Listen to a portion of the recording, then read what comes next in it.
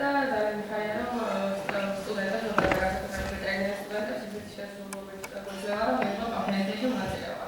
დღეს ზოგადად წარმოდგენაში ვიდეო სპეციფიკური მონოგრაფიაზე როგორ გამოიყენება ვეტერინარიაში შევეხებით თეთრ შეგროვებას ორი ძირითადი ალერგოსპეციფიკური იმუნოთერაპია განვიხილავთ ძაღლის შემთხვევაში, კატების შემთხვევაში და ცხენების შემთხვევაში და რომელიც სიტყვით შევეხებით აუცილებლად სხვა იმუნოთერაპიულ ტექნიკებსაც. ASIT ანუ ალერგოსპეციფიკური იმუნოთერაპია ესე იშიფრება ვაქცინაციის მეთოდზე დაფუძნებული იმუნური თერაპია და შემოსევების სწავლელი თემა, რომელიც იმუნური სისტემის პასუხს გარდაქმნის და უზრუნველყოფს დაავადების მკურნალობის ეფექტურ გახანძირებას. პირველი წარმატებული იმუნოთერაპია ადამიანებში განხორციელდა ეს 1911 წელს სეზონური ალერგიული მინოკონjunktივითის წინააღმდეგ. თავდაპირველად იგონათ რომ ამ დაავადების გამომწვევი იყო მარცვლეულის ტოქსინი, ზოგადად იფიქრეს რომ ამ ალერგენის ვაქცინა შეექმნათ და ეს ბოლო წლებში დაინერგა ვეტერინარიაში ალერგოსპეციფიკური თერაპია და მიჩნეულია როგორც ერთადერთი ეფექტური გრძელვადიანი მკურნალობა ისეთი ალერგიული დაავადებებისთვის, რომლებიც ძირითადად გარემო ამიგრენებით არის გამოწვეული. ცხოველების შემთხვევაში ეს არის ატოპიური და მილიანური დერმატიტი, ასევე ეზინოფილური გრანულოვანი კომპლექსიტი და კანის სხვადასხვა ქრონიკული დაავადებები. ატოპიური ცხოველების ზოგადად ეს გლუკოკორტიკოსტეროიდები ხანგრძლივი გამოყენებისთვის არ არის რეკომენდებული, იმიტომ რომ სწრაფი მოქმედების არის და სწორედ ასეთ შემთხვევებში მუშაობს კარგად ეს ალერგოსპეციფიკური იმუნოთერაპია, რომელიც იდეალურ შემთხვევაში ამცირებს კლინიკურ ნიშნებს და უზრუნველყოფს დაავადების, ანუ საშუალებას მოაძლევს დაავადების კონტროლის. ცხოველის ორგანიზმში შეყავთ თანათანობით მზრდადი დოზები და ეს დროებით და შემდგომ მუდმივი ექსპოზიცია ამ სპეციფიკური ალერგენის ორგანიზმში უზრუნველყოფს იმუნური ტოლერანტობის შექმნას და ძირითადად ვეტერინარიაში გამოიყენება ორი ტიპის ASIT, ეს არის კანქვეშა იმუნოთერაპია და ეს არის ენისქვეშა იმუნოთერაპია, რომელზეც ვისაუბრებ. ზოგადად ალერგიული დაავადებები პასუხი წარმოიქმნება TH2 უჯრედების გააქტიურების შედეგად და ალერგოსპეციფიკური IgE-ის გამომშავებით. თავდაპირველად მეცნიერებს მიაჩნდათ და სურდათ რომ ეს პასუხი დაევლოკათ IgG იმუნოგლობულინებით, რადგან ეს ორი სხეული IgG და IgE ერთმანეთს ეჯიბრებიან მოცირკული ანტიგენების ნეიტრალიზაციაში და კერძოდ IgG ხელს უშლის რომ IgE ოხიერი უჯრედების ზედაპირზე არ მოხსნეს. თუმცა ბევრი განმსახედიანაც არ მიიჩნევა სწორად, რადგან ლორწოვან გარსებზე ისედაც საკმარისი IgE დაკავშირებული ოხიერი უჯრედია და იქამდე ახდენს ანტიგენის ნეიტრალიზაციას, სანამ IgG ამ პასუხს გააყოლავს. და ასევე IgG-ის დონის მატება დაკავშირებული არის ამ იმუნური პასუხის შეცვლასთან და შემდგომ ხდება კლინიკური ნიშნების გაუმჯობესება და არა პირიქით. ჩვენ როდესაც ალერგენის კანქვეშა ვიყავით, ამით სტრატეგიულად თავიდან ვიცილებთ ეპიდერმულ ბარიერს, რომელიც არის დაზიანებული კარი. ატოპიურ ცხოველებში ამ დაზიანებული ეპიდერმისიდან ალერგენის მოხვედრის შემდგომ გამოიყოფა ალერმინები, რომელიც არის ინტერლეიკინ 25, 33, TSLP. ამ ალერმინების გამოყოფით გააქტიურდება ეპიდერმული დენიტური უჯრედები, გადაიცემენ პროალერგიულ DC2 უჯრედებად და შემდგომ ხდება ამ TH2 პასუხის სხვა გააქტიურება. ASIT-ის მიზანი კი სწორედ არის ამ ალერგიული TH2 პასუხის შიფტი, ანუ მიმართულების ცვლილება TH2-დან TH1 და ტერეგულატორულ უჯრედებამდე. დიაგრამაზეც ვხედავთ, ეს არის მკურნალობის დაწყებამდე ატოპიური ცხოველის იმუნოგლობულინების რაოდენობა, IgE დასაწყისში არის მომატებული, რადგან TH2 პასუხი ძლავრობს ორგანიზმში, შემდგომ თანდათან იკლებს და IgG-ის მომატება ხდება სწორედ ამ იმუნური პასუხის შეცვლით, როდესაც ტერეგულატორები ჩაერთვებიან ამ საქმეში. ეს პროცედურა მიმდინარეობს ორ ეტაპად. პირველი არის ინდუქციის ფაზა, რომელიც გრძელდება 4 კვირიდან 4 თვემდე. ხდება კვირაში ერთხელ ინიექცია და იწყება ძალიან მცირე დოზით და შემდგომ ხდება ნელ-ნელა გაზრდა. ეს ამ პერიოდში ალერგენს ეჩვევა ორგანიზმი, ხოლო შემდგომ არის შენარჩუნების ფაზა, რომელიც გრძელდება დაახლოებით 3-5 წლამდე. ინტერვალი ინიექციის იზრდება 1 კვირიდან 1 თვემდე და ვაძლევთ ცხოველს საკმაოდ მაღალ დოზას, ანუ ისეთ დოზას, რომელმაც უკვე თავისი მოქმედების მაქსიმუმს მიაღწია და მეტ შედეგს ვეღარ გვაძლევს, უბრალოდ პირდება იმისათვის, რომ ცხოველს მუდმივი ექსპოზიცია ქონდეს და მუდმივად იწვრთნებოდეს წყალებში ეს იმუნური სისტემა. და აუცილებელია ყოველწლიური შეფასება, რადგან დაახლოებით 9-12 თვე მაინც სჭირდება, რომ შედეგი დავნახოთ ცხოველში. რა შეეხება უკვე ცხოველებზე რომ გადავიდეთ, ძაღლების შემთხვევაში ყველაზე გავრცელებული ალერგიული დაავადება არის ატოპიური დერმატიტი, როგორც უკვე აღვნიშნეთ. როდესაც ატოპიური დერმატიტის დიაგნოზი დაისმება, აუცილებელია რომ გავსაზღვროთ ალერგენის ეტიოლოგია.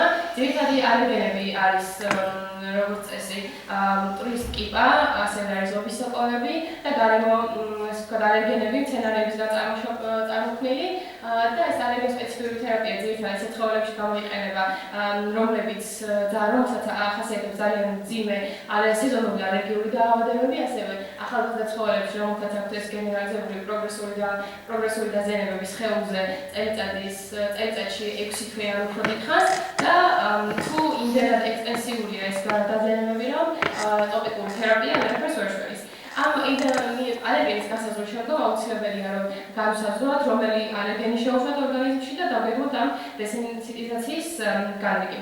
რაც შეეხება უშუალოდ პრეპარატებს, ადამიანების შემთხვევაში ალერგიის სპეციფიკური თერაპიის დროს გამოიყენება ერთ ალერგენზე შექმნილი პრეპარატი, ხოლო რადგანაც ძაღლები როგორც წესი რამდენიმე ალერგენზე ერთად არიან ალერგიულები, გამოიყენება მიქსი მიქსტურა ალერგენების ძირითად შემთხვევაში არის 10-დან 12 ალერგენამდე. კლასიკურ იმუნოთერაპიაში არის ორი ტიპის ხსნარი, ეს არის წყლის ბაზაზე დაფუძნებული და ალუმინის ბაზაზე დაფუძნებული. წყლის ბაზაზე დაფუძნებული სწრაფი მოქმედების არის იმუნური პასუხი სწრაფად განავითარებს და თუმცა უარყოფითი ის აქვს, რომ შედარებით მეტი ინიექცია არის საჭირო. ხოლო რაც შეეხება ალუმინს, ეს არის ადიუვანტი, ალუმინის ჰიდროქსიდი, რომელსაც ახასიათებს ხანგრძლივი თუმცა ნელი მოქმედება და შედარებით უფრო კომპლექსურია საწარმოებლადაც და შეიძლება უარყოფითი ის აქვს, რომ შეიძლება ინიექციის ადგილას სხვადასხვა გაღიზიანება გამოიწვიოს. როგორც წესი, მწარმოებლები უშვებენ ფლაკონს 3 ან 4 ფლაკონს ერთად თითოეულ ნაკრებში, ეს არის სხვადასხვა კონცენტრაციის და ძირითადად კლიენტ პულსზე არის გათვლილი. ეს არის ნიდერლანდური წარმოშობის კომპანია Nextmune, რომელიც აწარმოებს არტუეტრინს, აქვს თავისი კანის ტესტი და ეს არის მარჯვენა ფოტოზე უკვე პრეპარატი, და როდესაც გავსაზღვროთ ალერგენებს, შეგვიძლია თვითონ კომპანიას მივმართოთ იმისთვის, რომ ალერგენი განსაზღვრას, გავაგზავნოთ სისხლის შატი, ან პირდაპირ ინფორმაცია მივაწოდოთ ამ ალერგენის შესახებ და ისინი შემდგომ უკვე გაამზადებენ ინდივიდუალურად ცხოველზე მორგებულ ხსნარს. ეს არის ამერიკული კომპანია, ეს მიერ წარმოებული უბრალოდ ალერსეპტი, იგივე ფუნქციის. ზოგადად ადამიანების შემთხვევაში ამ იმუნოთერაპიას ზურგს უმაგრებს ის, რომ მეცნიერული მტკიცებულებები გვაქვს საკმაოდ მყარი, ძაღლების და ცხოველების შემთხვევაში ეს არის საკმაოდ ესეთი მასალები საკმაოდ იშვიათია, რადგან თითოეული ეს მკურნალობის მიდგომა არის ინდივიდუალური დაფუძნებულია თითოეულ ცხოველზე. შესაბამისად, გააზოგადების საშუალება არ გვეძლევა. ძალიან ბევრი კლინიკური ნიშნებისა, კლინიკებიდან მიღებული რეპორტაჟით შეგვიძლია ისე გავსაზღვროთ, რომ ატოპიური ცხოველებში იმუნოთერაპია მიმუშავა უმეტესობაში, თუმცა არა ყველაში. ერთ-ერთი კვლევა ჩაატარეს ავსტრალიაში, გამოიკვლია 37 ძაღლი 9 თვის განმავლობაში და შედეგებს რომ დავაკვირდეთ, ძალიან კარგი შედეგი მივიღეთ 20%-ში, კარგი შედეგი 15%-ში, საშუალოდ 18%-ში და წარმატებული შედეგი აღმოჩნდა 57%-ში. თუმცა დღესდღეობით მიიჩნევა, რომ დაახლოებით 60-70% ეფექტურობის მატარებელი არის ეს ალერგიის სპეციფიური იმუნოთერაპია.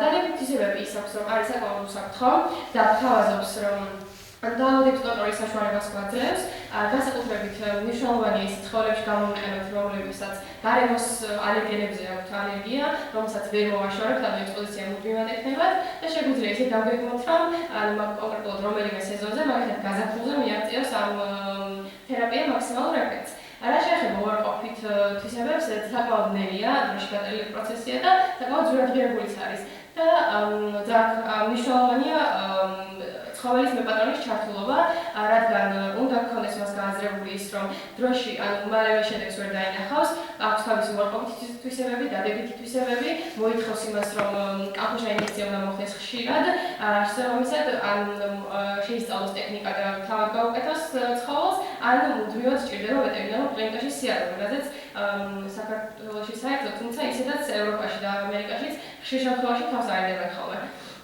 ახლა ვისაუბრებ ენისქვეშა იმუნოთერაპიაზე, ეს არის მეორე ტიპი ალერგიულ სპეციფიკური იმუნოთერაპიის, ეს არის ალერგიული წვეთები, რომლებიც მოთავსდება ენის ქვეშ. ადამიანებს საკმაოდ ფართოდ გამოიყენება ალერგიული იმუნიტეტის და საკუთარი ალერგიის საწინააღმდეგოდ. მექანიზმი ეფუძნება იგივეს, ელეგულატორები უნდა გააქტიურდეს, როდესაც ორალური გულში მოხდება და ეს ორალურ ტოლერანტობას ქმნის ორგანიზმში. როგორც აღმოჩნდა, დაახლოებით იგივე ეფექტურობით ხასიათდება როგორც კანქუშა იმუნოთერაპია და დადებითი თვისებები არის, რომ ასევე ესეც არაინვაზიურია, ესეც უსაფრთხოა, თუმცა შეიძლება ახასიათებდეს გვერდითი მოვლენები, როგორც არის გასტროინტესტინალური დისტრესი და ასევე შეიძლება ზაღმა გადაყლაპოს ეს წვეთები, რასაც ჩვენ ვერ გავაკონტროლებთ და უფრო მეტი ჩართულობა არის საჭირო პატრონის მიმართ, რადგან მოითხოვს თავდაპირველად დღეში ორჯერად ინიექციას, ინსტილაციას მაინც. რაც შეეხება კატებში, აქ ბევრად უფრო რთულად არის საქმე და განსხვავებით ძაღლებისგან აქ სირთულეს წარმოადგენს ის, რომ ალერგენების დიაგნოსტირება ვერ ხდება, არ გვაქვს სადიაგნოსტიკო ნაკრები, რითაც უფრო განსაზღვრავთ კატის შემთხვევაში ალერგიულ დაავადებებს, თუმცა ამ ალერგენის სწორად განსაზღვრის შემთხვევაში აღმოჩნდა, რომ დაახლოებით 78%-ით ეფექტურობით გამოირჩევა ეს ალერგიის სპეციფიკური თერაპია, ან უფრო კარგად მუშაობს ძაღლებთან შედარებით.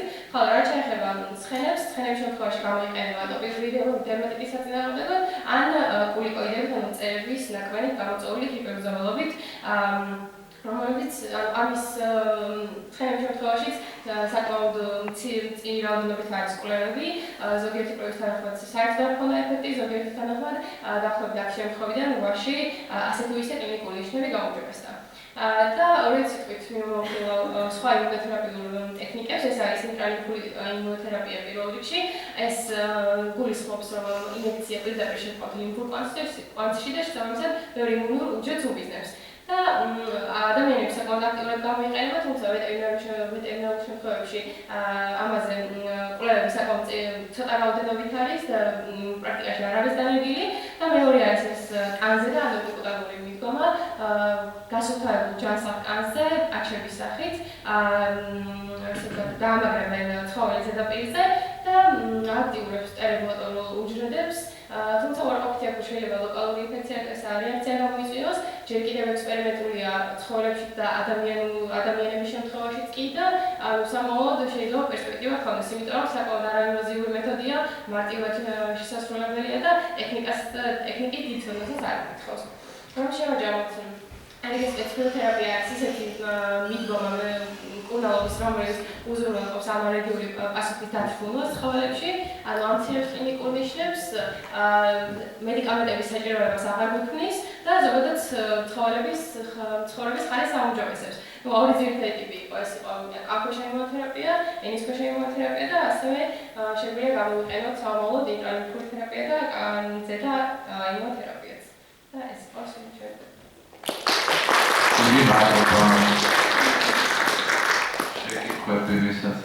პირველი შეკითხვა, ვინმე აკეთებს თუ არა საქართველოში? საქართველოში არათუ იმუნოთერაპიაზე საერთოდ ალერგენების დიაგნოსტიკაც კი საკმაოდ იშვიათად კი არა, თითქმის არ ხდება. მით უმეტეს ძირითად შემთხვევებში ატოპიურ დერმატიტს კუნაობა ხოლმე სტეროიდებით, პირდაპირ ისე რომ არც ხდება ალერგენების დიაგნოსტირება და ისიც მცირე ხნით და ესე ვთქვათ, უხეშად რომ ვთქვათ, სადამდეც აიტანს ცხოველის ორგანიზმი, იქამდე მიყვებიან და შემდგომ უკვე ესე ზოგადებას თქმა არ აღარებენ. ასაც ყოფია ეს საქმე დიაგნოსტიკაც, უხნალობაც, იმიტომ რომ მართლა ეს გახანგრძლივებული პრობლემაა და მართლა სტეროიდებით უხნალობა გამუდმებით წარმოუდგენელია. კანქუშა იმუნოთერაპია და ჩაწოთება, ხო? ანუ კანქუშა უფრო რაღაც არანაირი ეფექტურია და ის ჩაწოთება ჯობია. ანუ კანქუშაზე ვთქვით, რომ საკმაოდ დიაგნოზირებულია და ჩაწოთების ანუ ერთ და იგივე ფასი აქვს დაახლოებით ერთი კურსი. ჩემი აზრით არც ისეთი ძვირია ევროპის და ამერიკის შედარებით. დაახლოებით $250-დან $350-მდე ღირს ერთი მთლიანი კურსი, რომელიც წელიწადზე არის დაახლოებით გათვლილი.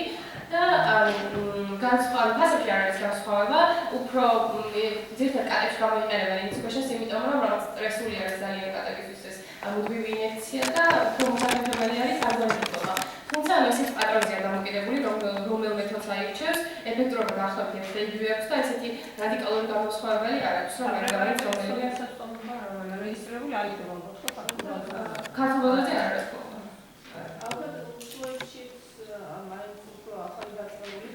კი, ბოლო წლებში არაც ეს.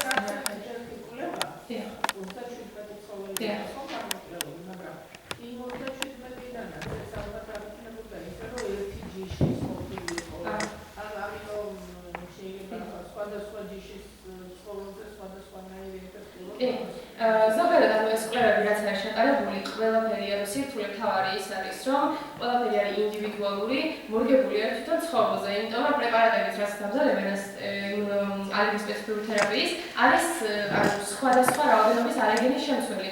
ანუ იმაზე რადგან ცხოვრებას აქვს ალერგია და ეს შემთხვევებიც ეს კვლევები ძალიან ისეთია განზოგადებული, ზოგიერთი მათგანი ანუ რამდენიმე თემატიკას არ უნდა შეერდეს ეყრდნობა თვითონ პატრონის ჩანაწერებს, თვითონ პატრონი აფასებს, სხვა შეფარების კი ათქულიანი სისტემით შეაფასებს მართლაც როგორ გაუმჯობეს და ქავი შეგრძნება და ანუ სხვადასხვა კრიტერიუმებია, რომელსაც ეს ვეტერინარები დავალდებულებენ პატრონებს. ამ კვლევებითაც ამ კვლევების საფუძველზე არის ეს შედეგები, რაც გვაქვს დღევანდელი. თუმცა მეტი უფრო ღრმად ჯერჯერობით ყოველ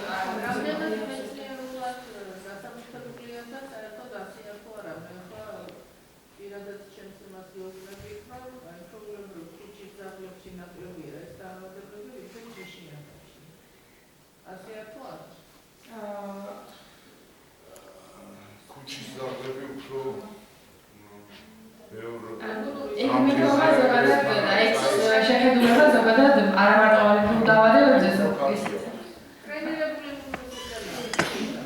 კი, ანუ ბევრი ანუ მუდმივადობასაც ქუჩაში ცხოვრობს, ისეთ ანუ ალერგენებსთან აქვს შეხება, ანუ მაგალითად ხეებში განსაკუთრებით მუხას ან არყის ხეს ან მსგავს სცენარებს აქვს ის გამონაყოფები და ამაზე აქვს ხოლმე ალერგია და თუ მუდმივი ექსპოზიცია აქვს ქუჩის ცხოვრებას, რა თქმა უნდა, ეს იმუნური სისტემა უფრო მეტად გაწვრთნილია და ახლა სახლში ვისაც ყავს, ნაკლები ის აქვს.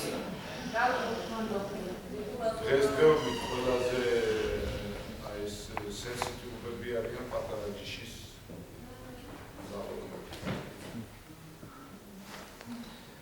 ძალიან დიდი მადლობა, მე მგონი